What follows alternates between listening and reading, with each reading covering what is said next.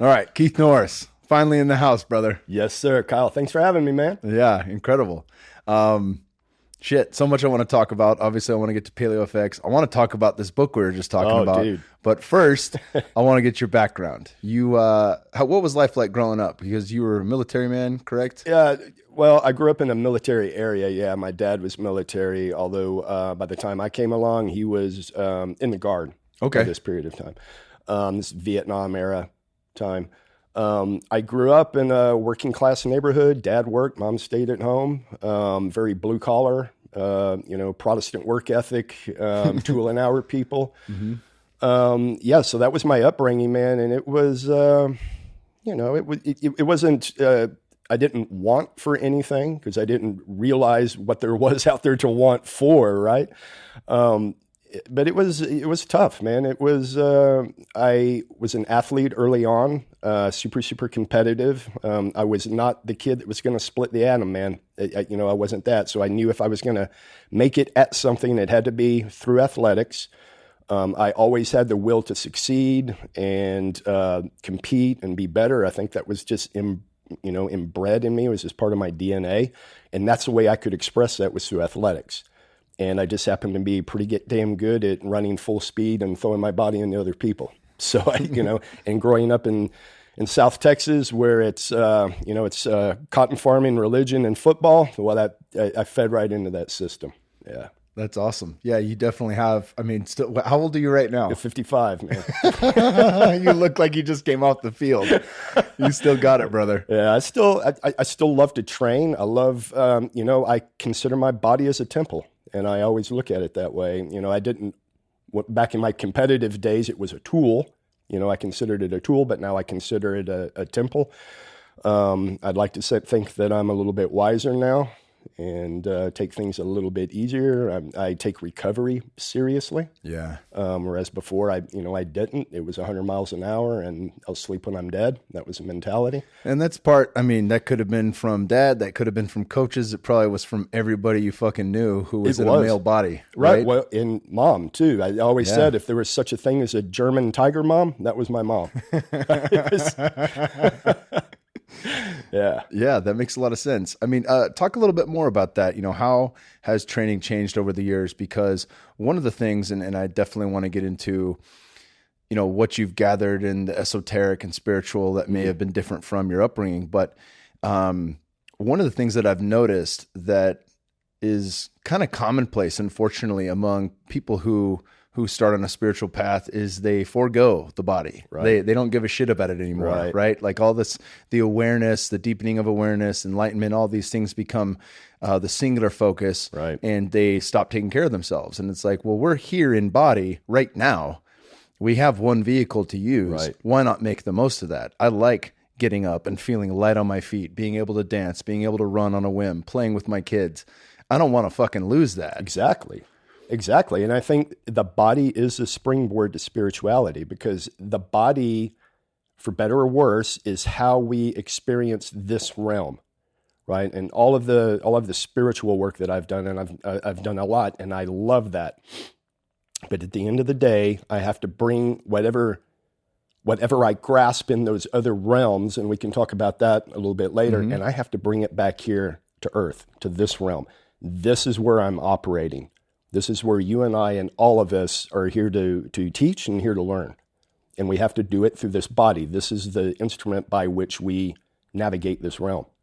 And in my opinion, I treat it as a temple. So that the more highly tuned my body is, the more better I can receive spiritual teachings or downloads when I'm in ceremony and I'm in these other realms. And the better I am at transferring that information or putting that information to work in this realm. Yeah, you can bring it back to Earth. Right. And I'm sure you've come across plenty of people that are 1 foot on Earth and 1 foot in the astral. Right. But I think about that too. Like there are things that, Paul Chek talks about this from taking Tai Chi and zone exercises, which are chakra exercises in the end of how to eat, move, and be healthy. And, a breathwork squat is grounding. It's going to hit the root chakra. Right. That's over some people's heads. But if you can just think about it very simply, a back squat's going to fucking put you in your body. You're not thinking about anything else. Sure is. I just did squats yesterday, and I was totally I deadlifted heavy for the first time in like a month, and I was like, oh yeah, I'm here. I'm nowhere else. I'm right here, right? And so I think of things like that seem to be irreplaceable. They seem to be things that actually matter. I mean, you could fucking air squat all day. It's not the same as doing something under load. Right. And those are practices that I think of in a way now as spiritual practices, because they're very much something that pulls me into my body in a way that I can't get in yoga. I'm not going to get it elsewhere. Right. And I think everybody, my mode of training is weightlifting. In secondary, it's sprinting, and I ride a bike a lot, road bike, fixed speed bike, mountain bikes, yada, yada, yada. Those just happen to be my tools. That's what connects me. My training now is totally different than it was when I was competing. So there's that. And my outlook, my goal of training is totally different than it was when I was competing. When I was competing, I really didn't have any spiritual bent whatsoever. Yeah. I really didn't come from a particularly religious family. I was steeped in Christianity because that was my culture. But I wasn't a church-going kid, so spirituality was kind of far removed from me. In fact, I really didn't want anything to do with it. I wasn't particularly drawn to it. I wasn't repulsed by it. It was just something that just didn't appear on my radar until much later. But my focus for training, for the first 25, 30 years of my life was purely for performance outcome. Were you trying to gain weight? What position did you play? I played defensive back. Okay. And in fact, I played roughly at about the same weight I'm at now. I was going to say, you're a jacked defensive back. Well, I was defensive line. This is a totally different day, right? We're talking, and I'm going to date myself, but this is back in the option day, right? Where an aerial circus was somebody putting the ball up in the air 20, 25 times a game. This was totally stop the option defense, right? And essentially, the strong safety, which is what I played, strong safety was essentially an extra linebacker.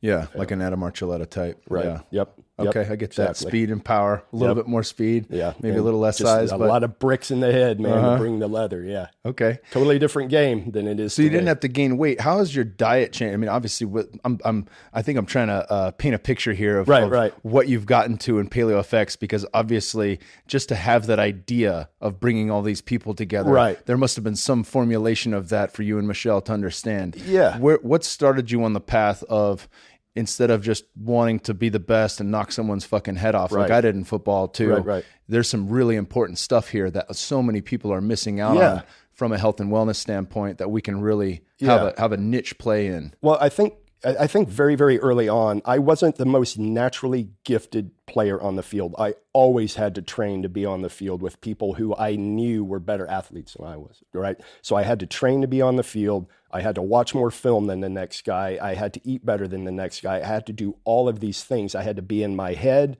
which is really what got me into psychology, was through the sports route. It wasn't anything else. I wanted to find out, why do I respond to certain coaches better than other coaches? What is it that they're doing? How are they warming into my brain? Why is it that I feel like performing for him and not for him? Yeah. And that's what got me into the psychology realms when I was not a good student in college. But that's what got me interested, and that's what made me become a good student, was because I was very interested in that. On the diet side of things, I understood very well, even at a very, very early age, because I had happened to work out in a gym when I was younger that had everybody in it. You had track athletes, you had bodybuilders, you had all of these different people all coming together. And this was in San Antonio. It was a perfect breeding ground for me coming up, because I saw the bodybuilders going through contest prep, right? And I saw how they were eating. Oh, carbohydrates. If you manipulate carbohydrates, I can manipulate body weight. Cool, understood. The ramification, it's simple things like sugar, right? Why put a poison like that into your body? And interesting story, I got to meet Arnold when I was 12 years old. He did it was fascinating. He did a sporting goods store opening in San Antonio, and I begged my dad to take me. My dad was like he could give a shit about bodybuilding. But I finally nagged at him enough. He took me. And where was Arnold at in his career at this point? So this was 76. Okay, so still bodybuilding? Right. He was in the bodybuilding. Pre-acting? Yeah. Okay. Yeah. Still had the heavy accent. Dude, it was fascinating because there was a handful of people at the sporting goods store opening, and it was him and Franco Colombo. Yes. So both of them together. And first the disparity between the two, right? So Franco is this like 5'5" brick house, and he's still a huge dude. But I remember seeing Arnold at that time, and that was the biggest human being I had ever seen in my life at that time. Just freaking jacked. And he was in the off season, right? So he was carrying a lot of body weight. And I was no stranger to big dudes, man. I mean, my family's big. I have big uncles. And again, the background that I grew up in, a lot of tool and hour guys, a lot of roughnecks. I knew rough and tough dudes, but the sheer size of this guy was amazing.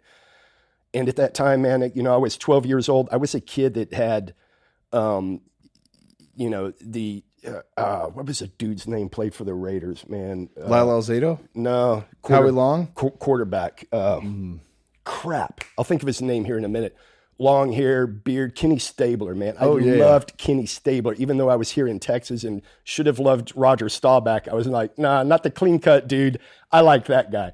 So anyway, Arnold comes in, he's got long hair, and at 12 years old, I put it together, man. He had like groupie chicks all over the place. Yeah, he did. And I was like, I see how this game is played now, right? I'm starting to come around at 12 years old. And again, it's like, I can't sing. I'm not good in school, but I think I can freaking do that, right? And so that kind of led me on that path to understand that nutrition really affected the body. Training really affected the body. And I was really into that. How can I best do what I can with these gifts I'm given, and how can I outperform the guy who is a better athlete than I am? And I did that throughout my collegiate career, man. I played against guys who were freaking good athletes, right? A hell of a lot better than I was. But because I studied film, because I worked out, because I did all of the things, I could at least compete against them. Didn't mean I always won against them, but I could freaking compete against them. And sometimes I did win. So that's kind of the mindset that I carried into from college. I went into the military, spent 9 years in the Navy in the military, still trained, was still super, super interested in what training and diet would do to the body. From that, I went into, of all things, when I left the military, I went into the pharmaceutical industry, which is kind of interesting and ironic. But at that time, I thought that I was doing humanity a favor, right? I was under the delusion, like most people are, that, big pharma is out to help people. And, oh, by the way, I could make some bank while doing it. So I thought, hey, win-win. Went into that industry and, after a while became very, very disillusioned for obvious reasons. And, Michelle and I at a certain point had this realization, this kind of waking up to where, I don't think the American dream is exactly what it's cut out to be. We got the big house, the big cars, kids are all in the best schools. We are freaking rolling. We're making bank and we are empty inside. What's that all about? And that was kind of the beginnings of both she and I kind of coming around and at least asking the question, why are we dissatisfied when we have everything that we're supposed to have? Both of them, Michelle came from a very rough background too. Same thing. We had made it in the eyes of where we came from, and yet we were empty inside. And so then became the soul searching. Yeah. Have you seen the documentary I Am? I have not. I know. I talk about it a bunch here. It's from maybe you can look it up, Chris. It's from It's from the guy who directed Liar Liar, Ace Ventura: Pet Detective. Mm-hmm. He was the dude who blew up Jim Carrey. And obviously he blew up with him, but Ace Ventura, he makes it. It does well. He buys his first home in Beverly Hills. The Mask comes out 2 movies later with Jim Carrey, crushes it. And then Liar Liar is just on a whole different level because now the whole world knows who he is. He directs that movie and he buys his third home in Beverly Hills, his $33 million home. And he's sitting on like this double staircase at the top, and the last boxes get unloaded from the moving truck, and he realizes he's not happy. Right. So he sets out on the world, and it's I've been listening to a lot of Russell Brand lately, and he always tries to, I shouldn't say he always tries, he does a great job of seeing through the lens of the 12-step program for Alcoholics Anonymous and Narcotics Anonymous. But that first step to recovery in anything, whether it's addiction or not, even just a life upgrade, is admitting something's wrong and that you don't know the way out. Right. That's when you seek help. Right. And so like I think about that, and it's like what rock bottom looks like for an addict is completely different than what rock bottom looks like for somebody who's very successful through the eyes of what the American dream is. Right. But you still fucking hit that if you're not looking within. Right. Eventually you get all the things outside of yourself and realize that this will not fill me up. Dude, it is very, very empty. And I have a son who went through heroin addiction and came out the other side unscathed, thank God, 2 years clean. But yeah, his rock bottom looked totally different than the rock bottom that Michelle and I hit, right? I mean, we had everything. We had it all. We had, except for a feeling of connectedness inside. We were totally empty, and we were totally like, what now? I mean, we've conquered this bitch. I mean, we did everything we were supposed to do, and we're miserable. What the hell? And that was, talk about having no grounding from which to push off from, right? It was just totally like, what the hell? And also during that time, it was the perfect storm. So we were going through that. We had enough fuck you money at that time. We decided, okay, we're going to bail. We don't know what we're going to do, but we're bailing out of corporate America. I have no clue what we're going to do, but we're going to bail. We'll figure it out. We've got enough money stashed away. We'll take some time off. We'll figure out what we're going to do. All that money happened to be tied up in real estate, and 2008 hit. So that wiped us out. So we went from rolling to near bankruptcy. And then immediately following that, we lost our daughter in an auto accident, who was in college at the time. And, and I look back on that, we went from king of the mountain to just freaking empty, hobbled, not having anything to hold on and nothing to hold on to. And the only security we had was to stay in the gigs that we had going on at that time. And we were not going to do that. Friends and family thought we were absolutely crazy, that we had lost our minds, which we probably did, looking back. But we were like, we don't care what happened. And how can it get any worse than that? Right? Losing a daughter like that. It can't get any worse. So, who cares? We filed. I laugh at this now that in our friends and our family's eyes, bankruptcy was like the big no-no. That was like the scarlet letter, and we're like, who fucking cares? And we were at that point to where we could just shuck it all and whatever, be all right. We had each other, and that's what we had, and that's really the only thing we did have at that time. We had our kids too, our remaining kids, but that's all we had. And we packed up, limped into Austin, and figured it out. We bootstrapped our way back up. Yeah. Once you guys had relocated, did you know what you were going to do? Like, where did this birthplace? I know we were just talking about this book that now seems more fitting. Right. We're talking about this betting book. Right. What was the title of that? Which one? The Comanche movement? No, the betting one. Thinking in Bets. Thinking in Bets. Thinking in Bets. Right. So like this. Any. We'll get the name and we'll link to it in the show notes, so we don't need to worry about that. But yeah, having not even read this, but hearing the synopsis of the book from you, it's making me think like this is a time where you guys rolled the fucking dice. Dude, and we've rolled the dice a few times since then, but yeah, we limped into Austin. I had a rough idea that I was either going to partner with somebody in a group of gyms here in Austin, or I was going to open my own gym. So there was that. Michelle was a chef. So she was either going to get a chefing gig here, or she was going to open her own gig, and she wound up opening a catering business here in Austin. So, and I did the gyms, Efficient Exercise. It's since been sold, and they're now Adapt gyms, by the way. But anyway, so that's what got us going, and that was our first foray into entrepreneurship. Interesting story on that. When I was in college, I didn't even know what a fucking entrepreneur was. I had no clue. Went to college on a scholarship. Was pretty full of myself. Like, yeah, here I am at college. I'm here to play football. 4 years, I'll turn pro. I'm just here biding my time and whatever classes I have to go to in between, whatever.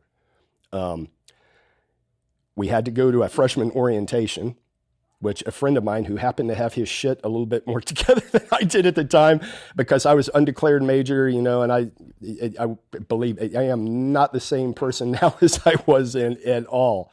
So anyway, this friend of mine was like, just come with me. And he's a business major. So I was like, yeah, whatever. So I went with him just to get the requirement out of the way. And sitting there in orientation, and this girl stands up. You're supposed to go around and introduce yourself and what your major is and yada, yada, yada. So the girl stands up. She's pretty hot, which caught my attention. One of the only things that could catch my attention at the time. So I'm like, wow, all right. And she starts speaking, and I can't remember exactly what she said, but it had something to do with she wanted to be the first female entrepreneur in Texas to yada, yada, yada. And I thought to myself, what the fuck is an entrepreneur? And I think about that now because I did not know. And of course, I didn't ask anybody because, you're young. You think everybody else knows. And they probably did. I was probably the only dumbass that didn't know. I don't think I knew what it was in college either. Right. I mean, it's not something they're teaching you either. I had no clue. And when I look back on that, that was like another species of person that could start and run their own business. Like it wasn't even on my radar as a possibility of things that could happen. Not even remotely. If I was going to work and gain money from work, if it wasn't through athletics, it was going to be twisting a wrench. That was it. That was my outlook. And in fact, in this time when I was in high school, there was a lot of guys that were dropping out and going out to West Texas and working the oil fields because they could make bank, man. If you were willing to work and bust your ass, you could work 24 hours a day. They would just work you to death. And I thought, well, that looks pretty good. And the only thing that kept me in school and not doing that was athletics. I thought, well, I've got a chance to do it this way. I can always fall back and twist a wrench. I can't always play football. So, we give this a shot and see where it goes. But that's where I was. And, thank goodness I realized what being a student was, and that it wasn't just regurgitate answers, which is what I came up under the old school system. That was it. There's, study, regurgitate, which didn't sit well with me. And I finally ran into a professor who she forced me to think on my own. She's like, I don't want you to regurgitate the answer. Tell me what you think. What do you think? And I was worried about being right or wrong. She's like, I don't care, right or wrong. What do you think? I was like, wow, I can think on my own and like express myself. And then it was on. Then I was like, oh, fuck, I like this shit.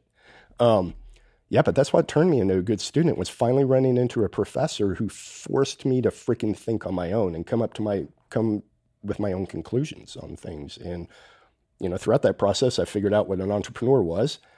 It didn't resonate with me until many years later after my stint in corporate America that, oh, yeah, I see how this works now. I'm not the sharpest tool in the shed. Sometimes it takes me a few years for things to sink in, but yeah. Everything at the right stage too, Exactly. You gotta think about that timing. Right. It's just like reading a book. I was just talking with the group at Fit for Service about that. You buy a book, you hate the first chapter, so you throw it down, and then you throw it on the shelf. And 6 years later or whenever, you walk by it, and then that's the perfect time to read that book. Right? It just calls to you, and then it's like, oh, okay, I get it now. Right. I wouldn't have got it then. That's why I didn't read it. That's why it didn't resonate. Same thing with business decisions or the person you end up with in life. It shows up at the moment you're ready for it. Or plant medicine downloads, and I would say that too. Like some downloads I have had, 7 years ago in ceremonies that made absolutely zero freaking sense at that time. 5 years later, it's like, oh, then you connect the dots. You're like, oh, now I see what's going on. Now I see how this download, and I see how these dots connect, and everything works together. But at the time, you're just like, what the hell is that? Okay. Yeah. So you get the teacher that really plants the seed for you to think on your own, and obviously that leads to becoming an entrepreneur. At what point do you guys decide that you're going to fully take the deep dive into starting this whole new mission on your own? Yeah. So just a real, very, very long story made super short. We were in LA in 2011 for a conference, and it was an academic conference. And at this time, Michelle and I were starting to go to different conferences, mostly around the health and wellness sphere. And so we, conference after conference after conference, and they all kind of looked and felt roughly the same, right? And we went to this one academic conference that I actually spoke at. I was one of the few non-academics who spoke at this conference.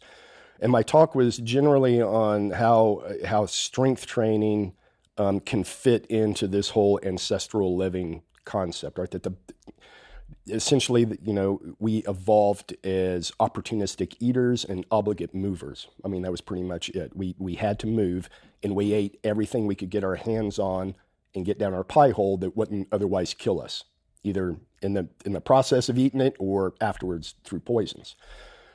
But the obligate moving part, I felt, and I still feel, by the way, that's something that most people overlook, right? They'd rather take a pill. They would rather track their biometric. I mean, a whole host of things, anything to keep from actually working out, which is a whole other story. But anyway, that's what my talk was about.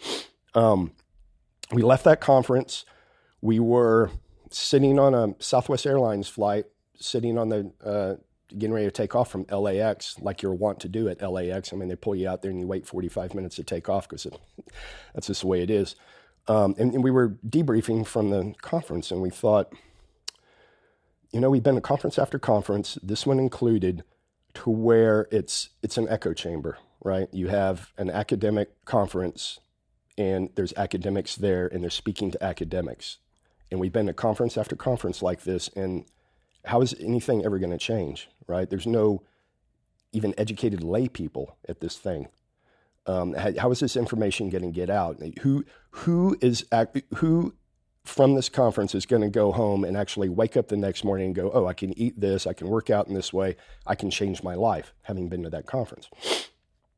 And we thought, well, who do we know who can put on a conference that we can give this feedback to so they can take it and run with it and create something? And we sat there and we figured, we don't know anybody.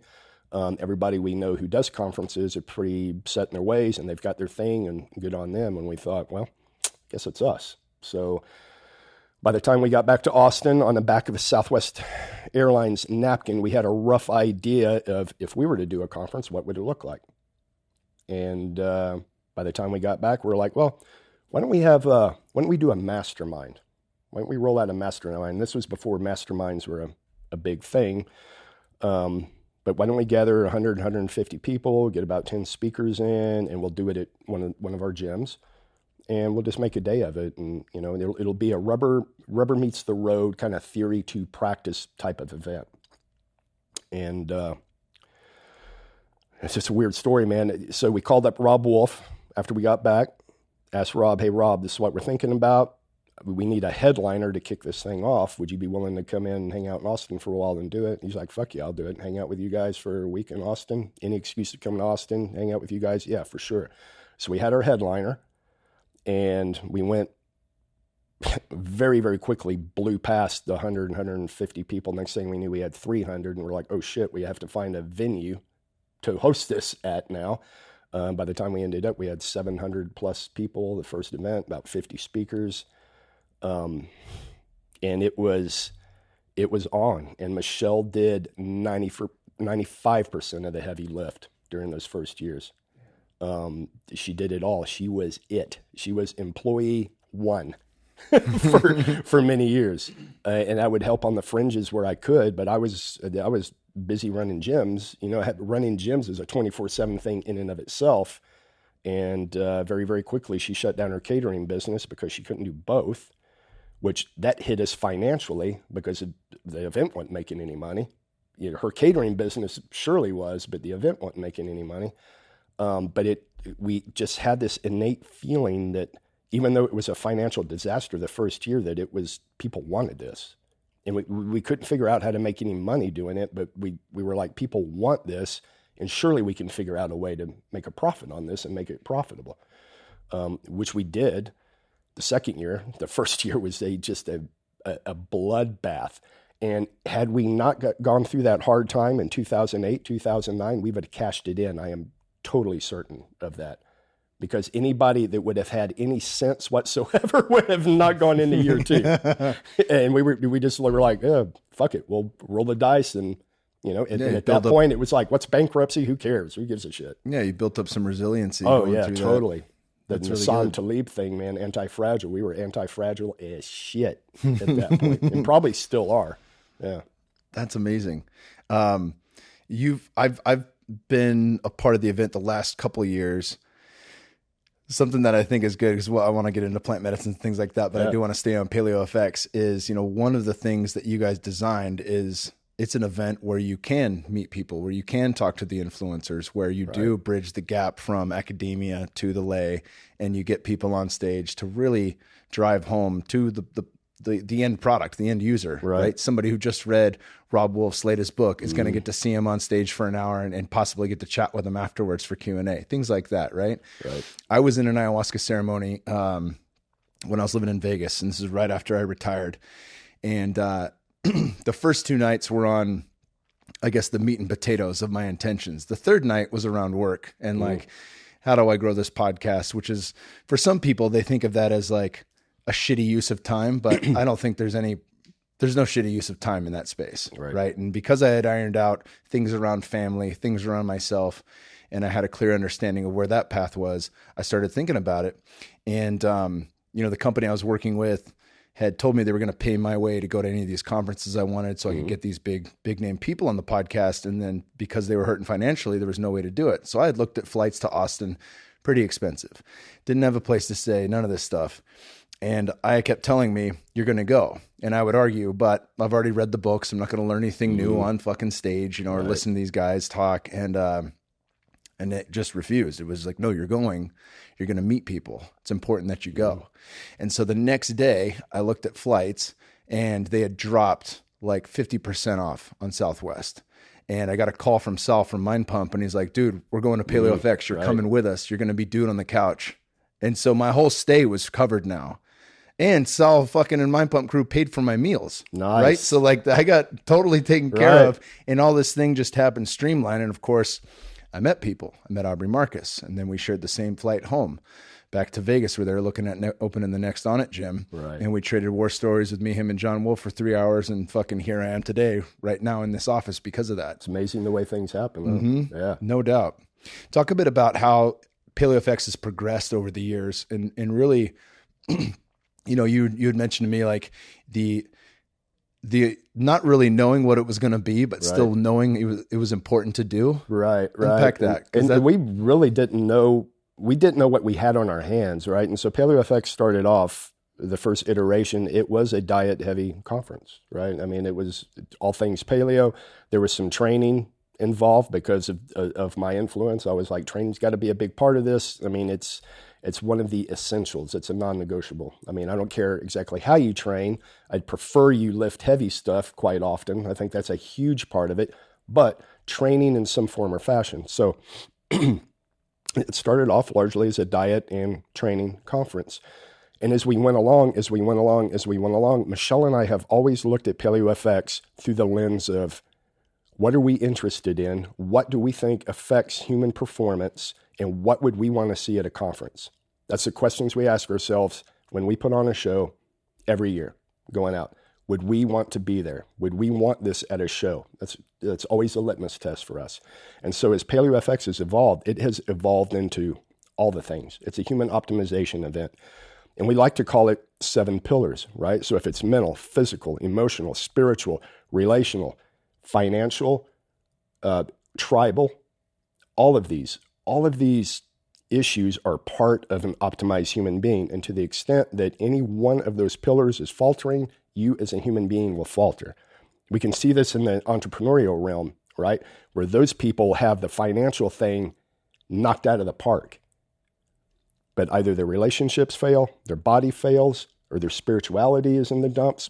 They don't have any tribal community around them.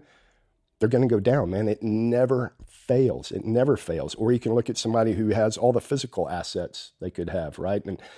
And they will fail in some form or fashion. They just burn out. The body can't, the entity, not just the body, but the entire entity of you is going to fail at some point unless you have all of these pillars lined up. And so we created Paleo FX, even though most people who are new or the conference just comes into their purview, they see Paleo and they're like, oh, it's a diet conference. It's anything but a diet conference. Yeah, it's all of the things. Yeah, right? I've seen it evolve tremendously. I mean, I think Dr. Grace Liu gave a talk on oxytocin for 40 minutes, and it was amazing. Right. And plant medicine, spirituality, relationships, sexuality, all of these things, right? And it's all super important for the optimization of a human. Yeah, because it's all a part of our experience. It is. And when you think about those things, I mean, there's so many books to read, but from Sebastian Junger's Tribe I love that book. You read a book like Sex at Dawn from Chris Ryan, and whether you decide you're going to model a different form of relationship or not, that's up to you. But to see the history of how we've systematically taken sex and demonized it, and also women's sexuality and female sexuality, like looking at Untrue by Wednesday Martin, it's like, wow, okay, that's been done for hundreds of years, and if not thousands of years, to really take us to a place where it feels strange to want to bring this out. And then at the same point in the East, you have traditions of using sex for spiritual purposes, for enlightenment, for growth. Right. And it's a totally different purview to look through. Yeah, it's interesting to look at your life through the lens of what stories you were told in your upbringing, right? What culture you were brought up in. Because for the first 7 years of our lives, for good reason, we are sponges, man. We are just a disc that's being written on, right? And for good reason, right? In evolutionary terms, we had to be sponges to absorb the culture that we were born into, because we had to be a functioning part of that culture very, very early on. And so we had to be sponges. Now, I mean, we're no different now. This still is 300,000-year-old chassis we're running around in, 300,000-year-old brain. We're still programmed the same way. That first 7 or so years, you don't even know it. You don't even know to question if it's right or wrong. You just absorb and you write into the subconscious until you get older, and some of what you taught works for you. A lot of what you're taught does not work for you. And so I think that's, for me anyway, a lot of my plant medicine work, a lot of my spirituality, all of that is to go back and dissect all of those stories. What was that story I was told? What is this imprint? Does it serve me? Does it not serve me? And just unravel all of those ties. And there was a shit ton that does not serve me. There's some stuff that served me very, very well for the first 30 years of my life that are now hamstringing me now. And those are the things that I'm working on. Much like operating in a scarcity society, in a dog-eat-dog society, in a you have to perform, you have to win society. Well, that's not my environment now. That was my environment. And thank God I had that imprinting to survive that and succeed. That got me where I am today, but that's not going to get me where I want to go. I have to have a totally different outlook on life. But that imprint's hard to rewrite. Yeah, it is. And it's in my body, so I can get it intellectually. I understand it intellectually, but to get my body to know it, and that's when you really know that you know something, your body will resonate and your body will know it. And that takes time. That takes training. That takes integration, as they say in the plant medicine circle worlds. So that's kind of my path right now, is to rewrite that. One of the big things I'm working with, the two of the big things I'm working with is, am I worthy of love and abundance without having to perform, without having to win, right? Because that was part of my upbringing. I will give you love if you win, if you perform. And there's a reason for that, because in my culture where I grew up, weak men got crushed, right? That was a reality. That's not my reality now. My reality is totally different. So I have to rewrite that. In fact, that programming is hamstringing me. Yeah. Right? That is what makes me work like a maniac, the Gary V type entrepreneur, right? You take that football mentality, which, it's great with that mentality, and it's good for a while for entrepreneurship, but it doesn't last, man. You're on that wheel of never satisfied, grind, 24/7, bye. Doesn't work forever. And so that's where I'm at right now and trying to exit out of that. Tangential to that is being comfortable with sensuality, or relaxing into sensuality, not distrusting sensuality. So I had a ceremony recently where I was just luxuriating in sensuality, man. It was blissful. I'm just like rolling in feminine bliss, and immediately I snapped out of it. And it was like waking up from a dream to where you're like, why the fuck did I wake myself up out of that dream? I had that same thought in ceremony. Yes, I was just like, why did I do that? What brought me out of that? And so I was sitting there, I was like, okay, what brought me out of that? Why would I leave that situation and like bolt out of that situation? And what came to me was, you don't trust it. You distrust that. It's a trap. And I thought, well, that's interesting. Where did I get that story that luxuriating in sensuality was a trap, right? And then I was meditating on that, and for me, that is the one thing that could derail me from just hyper-focused performance, right? We want to trip that guy up. We throw a little sensuality at him. That'll trip his ass up. That's the only thing that's going to derail him off of that hyper-focus. Right? Throw some sensuality in there, and that's going to cause him to skew over. So I thought about that. I was like, isn't that interesting? Right? And that is a story that I was programmed, probably generational story, right? That's been programmed into my genes that I'm trying to rewrite now, because I don't believe that now. I believe I can luxuriate in sensuality. I believe intellectually that abundance and love will come to me just from my being. Just from me being who I am, and I don't have to perform to get it. Yeah. These are very, very hardwired, deep grooves in my subconscious that I'm having to work through. Yeah, Dr. Joe Dispenza and Bruce Lipton get into that deeply, and right. Two of my favorite books are The Biology of Belief by Bruce Lipton, and Becoming Supernatural is my favorite by Dr. Joe Dispenza, because he doesn't beat around the bush trying to cater to the scientific mind. He just fucking lays it all out there.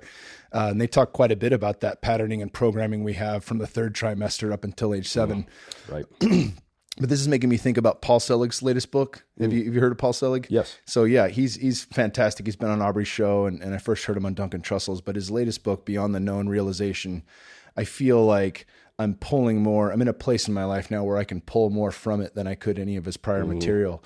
But what he was saying is, in the ascension and in the upper room, as he uses that language of basically the embodiment of your highest self, or the embodiment of the Christ, or the embodiment of whatever that the God in you as you, right? As you begin to embody that, it comes with ease.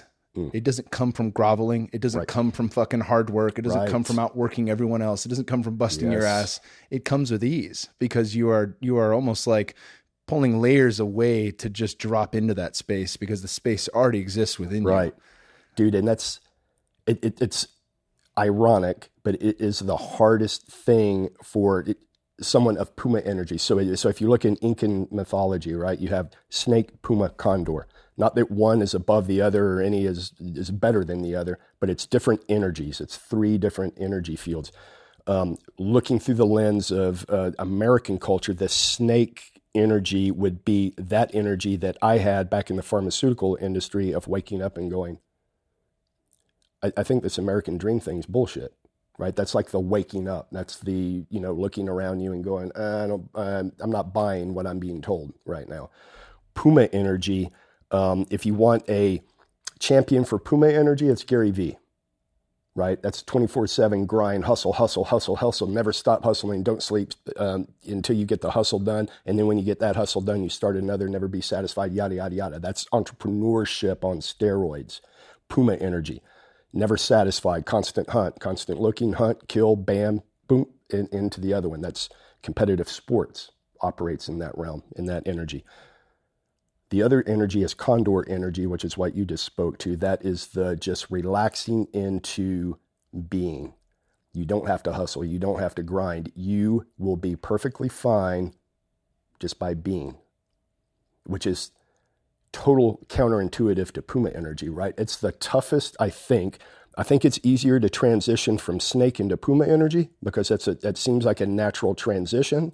But to go from Puma to condor is a whole other thing entirely, because that flips everything on its head, right?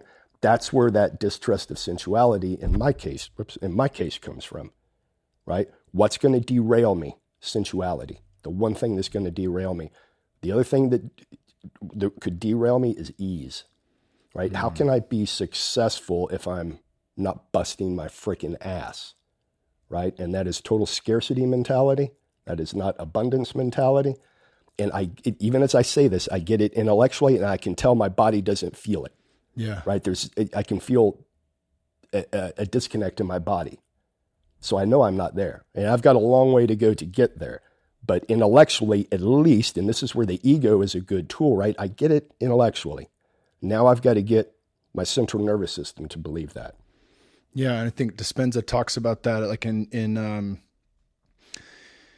in manifestation, we must match the thought with the feeling. Right. Right. And that's what changes the electromagnetic field. Yep. You know, thoughts have an electricity and feelings have a magnetism. And the only way we get those to actually make something manifest in our lives is to shift them both into unison. Right. And an unwavering belief in that, an unwavering feeling in that, an unwavering knowing in that. And that's when you start to see shit click. Right. And there's been many instances in ceremony when I've been deep into ceremony, and I've been able to, let me see if I can put this into words, extend time to the point to where I can discern how my thoughts are generated. And it is always feeling in the body generates a thought pattern. It's not the other way around, right? So it's not thought generates feel, it's the other way. Your body knows everything. It senses everything before the mind even recognizes. Your body knows. So you have a signal from feeling within your body that generates a story. That story may be correct. That story may be total bullshit, but your mind is going to make up something to support that feeling, right? So your body has to be in tune. So I can talk all day long about condor energy, and I get it, right? But if my body doesn't feel it, it ain't happening. And so, and I know that, and so I constantly try to reinforce that feeling within my body. Do I feel safe in sensuality? Michelle and I are going to a workshop this weekend, and we're going to explore that. Can I feel safe and secure in sensuality and not keep it at arm's length, right?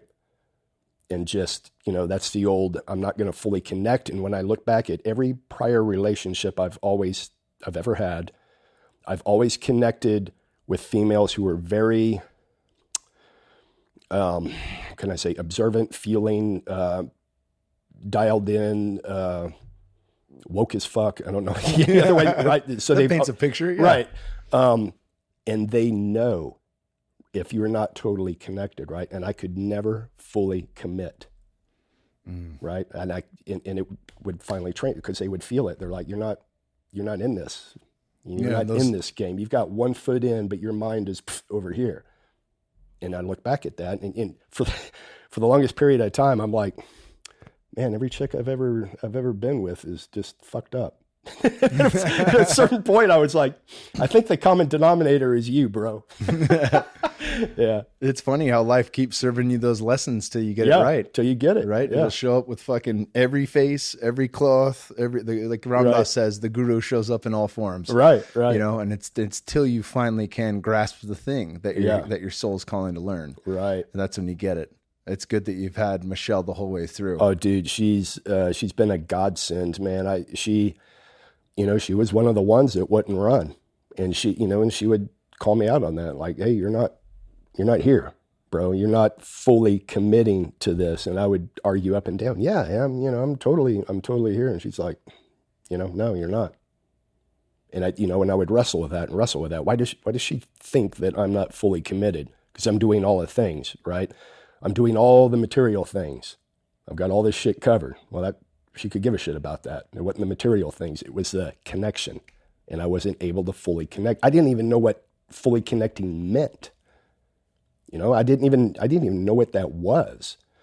And I'm still a little vague on it. I got to admit, it's territory for me that is terrifying because of that conditioning, that if I get fully into this, that's going to fully freaking totally derail me from success, quote unquote success. And that's just something that's going to take a while for my central nervous system to believe and dial into. I think there's always fear around stepping into the unknown. Oh yeah. You know, there's always fear there because there's uncertainty. There's no situational awareness. Right. Right. And it's like, what's going to happen when I try this thing on if I fully engage with it, you know, and not just dip my toes in the fucking shallow end of it, but actually dive deep. I don't know. Yeah. You know, and there's like a thing about that. And, you know, I was telling you about this guy, Boyd Vardy, we just had on, his podcast will actually come out after this, but, you know, one of the things he talks about in his book, The Lion Tracker's Guide to Life, is that part of tracking is you're going to take steps forward and you will have a track. You're going to find the first track on where you're going, but you're going to lose the fucking track and you're going to keep going. Right. Right. And part of that's trust. Part of that is the skill of tracking, which he doubles into not just tracking animals, but tracking yourself. Sure. Right. Right. And the parallels there, but that's just it. Like, whenever you get to this space of what's going to be required for your next growth and your next unveiling at the next stage of your life, there's going to be uncertainty. Right. And Chogyam Trungpa talks about that on the same line of polarity of clarity is confusion. And that's how you know you're in the right place. Right. If you're fucking confused and there's uncertainty, you're doing good. Right. When you've got it all figured out,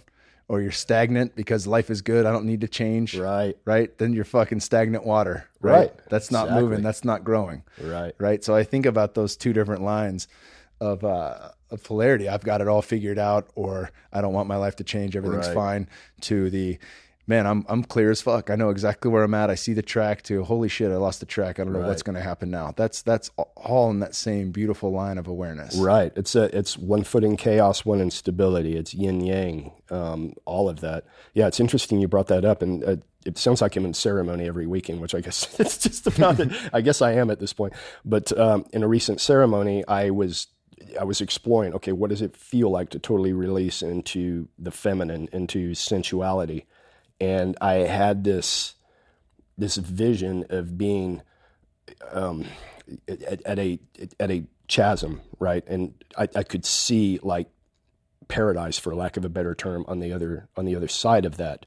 And what was in that chasm was the great feminine. And I was on the other side, secure, totally, like, I've got this other side. I've got the territory over here. I know I can freaking make it over here. I know all the tools. I know I've got all the drive. I can make it over here. But it's hell. I look over there and I see paradise, but I don't know that I have the tools to operate over there. And I feel pulled, like a gravitational magnetic pull, into this great feminine that's just standing in the middle going, I got you, bro. I got you. Just release into me. And it was almost like being a kid, a 3-year-old kid at the edge of the pool, where your mom is standing there in the pool going, hey, I got you. Just let go. Come into the water. I got you. That same feeling of, I trust you, kind of. But this in-between thing is, I don't know about that. And intellectually, I could come out and go, dude, just take the plunge. Just fucking take the plunge. But there again, my body just wasn't, your body's going to do what it's going to do. And it's going to take a while for my body to go, yeah, of course. Yeah, that's what I need to do, is to release. The feminine does have my back. The universe does have my back.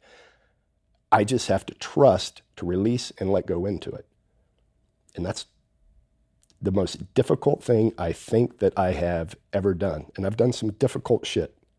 But that is, for some reason, is so very freaking hard. And I think because it's just so hardwired into my little pea reptilian brain, that's going to take a while for that groove to smooth out.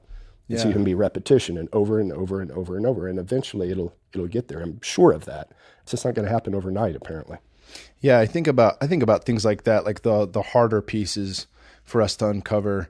And I think about Graham Hancock's work with morphic resonance, and Eckhart Tolle in A New Earth talks about that, the collective consciousness, right? So you're not just unpacking your generational trauma or your the epigenetics of what's been handed down to you and the way that you were programmed as a child from your family. All that's there too, right? But it's also the collective, and the collective right now is somewhere between snake and puma. There's somewhere in that, especially as men, especially in this, it's compare and compete. Right. It's not cooperate. Right. Right. And it's through separation. There's a fucking great book from Charles Eisenstein called The More Beautiful World Our Hearts Know Is Possible. He's got a good podcast as well. Oh, I gotta check it out. Yeah.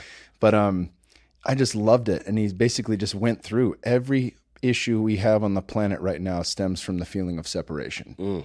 And if you grew up in the West, in large part, that's what you're taught through that religion.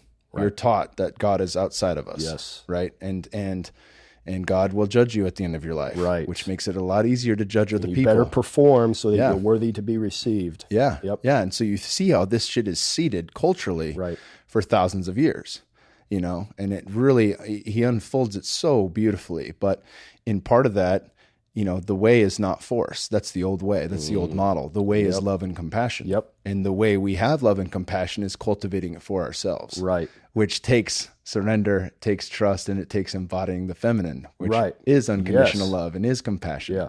Right. And it's, you know, it's extremely tough, man. And it's, because just like what you say, it's that cultural programming is a large part of it. And again, I can get these concepts intellectually and I buy into them 100%. But again, you got to get the central nervous system to feel that way. And it's interesting that you brought up collaboration versus competition, right? So that's, and I'm going to spin this back around to Paleo FX real fast, that we have always considered Paleo FX to be a collaborative event. And it's collaborative with the speakers. It's collaborative with the attendees. This is not Keith and Michelle preaching on high. This is everybody in this tribe coming together because we take feedback and we have the show morphs ever how it's going to morph. Man, we just put up guardrails and the people decide where it's going to go. The only thing that Keith and Michelle do, or the Paleo FX team, is the litmus test. Is this an event that we would want to go to? At the end of this, what we asked, would we want to go to that event after it's all said and done? Would I, like, if I looked on my calendar and I was in attendee and I said there is one event I'm going to, and if it's only one in the year, what event do I want to go to and why? And that's what we ask ourselves when we put it together. It totally. And I don't know why Burning Man just popped in my head right now, but I feel compelled to say something about Burning Man. But when I went to Burning Man last year, the first time I had gone to Burning Man, and I drug my heels for years, I was not going to go because I had a total misconception of what it was about. You know, I thought Coachella on steroids, Bonnaroo on steroids. I was like, yeah, one day, fly me in there, let me party and fly me out. But 8 days, hell no, I'm not staying there for 8 days. And I finally got talked into it this last year. And let me tell you, I was out there 2 hours and I was like, why did I drag my heels coming out here? I am freaking home. I loved every freaking second of it and was near crying when we had to leave at the end of it. That feeling that I had, that vibe that you feel when you're at Burning Man the whole time, that's what I want to replicate at Paleo FX. So that for us, for Michelle and I, that is our North Star. Yeah. Now, obviously we can't, it's a totally different scene, but that is the vibe that we intend to set at Paleo FX, is that kind of, I am with my tribe, I am with my people. And you feel that at Burning Man, and the whole time you're there, you're just like, yes, I love this groove. I love this tribe. I love this, how this feels out here. Even in the midst of all the freaking dust storms and the yada, yada, yada, and the shitty porta potties and all of the heat and the cold and whatever. I want to replicate that vibe at Paleo FX. I love that. Right. Yeah, and I think you guys are doing that because it's through the mindset of what can we build together. Right, and that's what totally Burning. That's where Burning Man came in. It's the collaborative thing, because when you're out there, it's just, it boggles the mind, man. It's just like, how did this come to be? How can this 80,000 person city just spring up out of nowhere, and with all this magnificent art and music and expressions of creative genius everywhere you freaking look, everywhere. It's just that first night on the playa, that I guess it happens to everybody, but my first night on the playa, I was dumbfounded, just standing, looking at 360 degrees. And there was not one way that I could turn to go, oh yeah, that's normal. You see that every day. It's just, I was dumbfounded for 360 degrees. I could not believe where I was. In fact, there was a couple times I was pinching myself and I was like, am I tripping my balls off right now? Like literally tripping my balls off. It was that intense, and it was that big of a hit to the mind and the body of just this beautiful expression of human creativity out in the middle of a freaking desert. It's amazing. Yeah. Incredible, brother. Right. It really is. Right. Now I'm the poster boy for Burning Man. People can't get me to shut up about it now, which is so funny because a year ago, I was like, yeah, whatever. Yeah. It's certainly an experience I think people should get into. It blew me away too. The first year we went, my wife and I were only there for 3 days, and then we went 2 years ago and we stayed for 6 or 7 and 6, I think. And, it is one of those places where it's no different than plant medicine. Like you only know when you're fucking in it. Right. You can describe it all day long. It reminds me of, I forget which podcast I was talking about this on, but Ted Decker, who wrote The 49th Mystic and Rise of the Mystics, which are on the True Teachings of Christ. Phenomenal books. 2 of my all-time favorites. He says when you can describe an avocado perfectly to someone. You can say what the fucking, how the skin feels, how thick it is, when you peel it off, what the flesh is like, how big the seed is, the coloring, you can draw it for somebody, you could fucking model it exactly how it is and have a number of people do that, but you'll never know an avocado until you eat one. Right. Right. And that's the direct contact you have with source in plant medicines. That's the direct experience you have at Burning Man, where you're like, oh, fuck. There's a different way to live. Right. Look what we can do. Right. Look what we can do that is so different than what we've been handed. Right. Yes. And to your point, it is so hard to describe that vibe to someone who has not been out there. And they're like, what do you mean? What do you mean the vibe? What are you talking about? I mean, I understand being in a group of like-minded people and, that feeling. I'm like, no, man, I don't know. I can't explain it. You just have to be out there. There's something magnified by having that many people in that mindset all together. I mean, it just elevates you and it does something in the mind, man. It just like freaking opens it up or something, much like plant medicine. It just allows you to consider what you otherwise would not consider on the day-to-day. I think it's an amazing experience. And I can't wait for next year. Speaking about it now, I can't wait to go back. Yeah. Well, one of the parallels I think there, that something I really appreciated and all the times I've attended Paleo FX is that it is experiential. Right.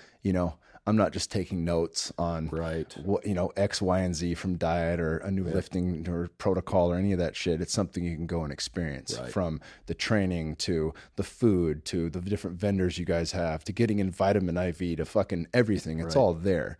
Right. And it's such an incredible experience. And I really appreciate what you guys are doing there. Talk about how people get tickets, when the event is, and where people can find you online. Right. So the event is here in Austin, Texas, July 14th through the 16th. It's at the Palmer Event Center, which is a beautiful event center here in Austin, Texas. It's super, super unique. Just south of the river, downtown Austin. It's centrally located. Lots of great restaurants around here. And I tell people too, when you come in for Paleo FX, make a week of it, man, because if you haven't been to Austin before, and in the spring, Austin is a freaking awesome place, man. There is a reason why entrepreneurs flock to Austin. There's a reason why people who can live anywhere in the world come to Austin. There's a reason why all of my vagabonding digital nomad friends come into Austin during the spring. Right? They could be anywhere and they come to Austin, and there's a reason for it. Austin's just got this, again, I'm going to use a hippy dippy vibe verb, but it's just got this feel to it, man. So anyway, April 24th through the 26th, Austin, Texas. You can go to the website, www.paleofx.com, and get tickets. I'm sure you guys have a link, and I'm sure we have a discount code for your listeners. If you don't, we'll get that to you. We'll throw it all in the show notes so people can one-click it. Right. And to your point, Kyle, yes, we have 120-ish every year super knocked out of the park speakers. The information is invaluable, but at the end of the day, you know, you can get information anywhere. You can read it. You can listen to podcasts. That's the great part of the digital age, is that information is out there if you're a critical thinker and you're able to vet, right? Which is another important segue. But that information is out there. What you can't get is human-to-human contact, tribe, vibe, all of that. And there's something, I mean, I learned things at Burning Man that I could have read 10,000 times and they would not have resonated, but I'd, you know, go to talks during the day and it just kaboom. So you're there with other people. There's something about being in proximity to other people while you're taking in information or having a discussion with somebody that it sets. And maybe it comes back to your body knowing again. I don't know what that is, but that happens at Paleo FX. Yeah, brother. Right. Fuck yeah. Well, I'm so excited to be a part of it again this year. Right on. We're glad to have you. Thank you so much for coming on. It's been incredible having you. Absolutely, Kyle. I loved every minute of it, man. Thank you, brother.